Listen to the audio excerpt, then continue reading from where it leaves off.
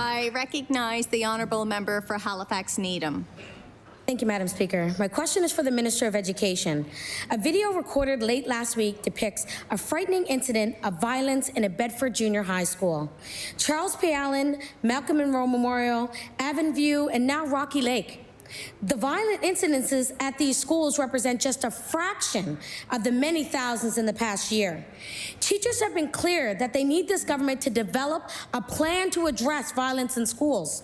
Will the minister commit to doing this? I recognize the Honourable Minister of Education. Thank you, Madam Speaker, and thank you to the member opposite for the question. So this is a really important issue.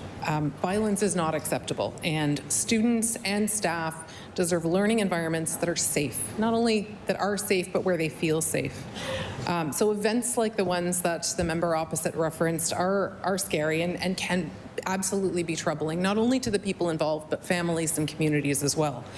The reality is, Madam Speaker, that we do not live in a bubble, and neither do our schools exist in a bubble. And issues that exist in community make their way into schools. And for that reason, it is incredibly important that our schools are prepared in our educational system and our educators are prepared to address those issues. And we have many, many mechanisms in place that do exactly that, Madam Speaker. I recognize the Honourable Member for Halifax Needham. So I didn't get an answer to that. Teachers, students, and families are telling us that school violence is a growing issue of concern, something that this minister has continued to downplay. When I asked last week about rising rates of violence, the minister stated that rates of incidences have remained stable and that any increase was due to COVID-19 and enrollment increases, despite what the actual facts show. So how then does the minister explain a 23% increase in school violence since 2017, despite an only 8.5% increase in student enrollment? I recognize the Honourable Minister for Education. Thank you, Madam Speaker. Thank you to the member opposite for the question.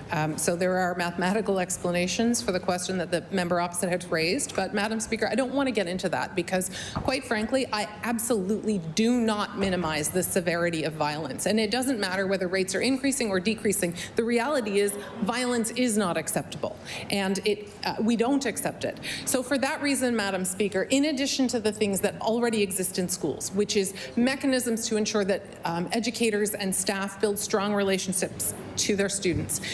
The code of conduct that's in place to support educators and staff in responding when incidents happen, and other mechanisms that we have in place. I have directed the department to do a number of things to improve safety. I've directed the department to review the code of conduct. We've added inclusive education positions, and we are continuing to work with our colleagues, including at NSTU, to make sure our schools are safe spaces. Thank you, Madam Speaker.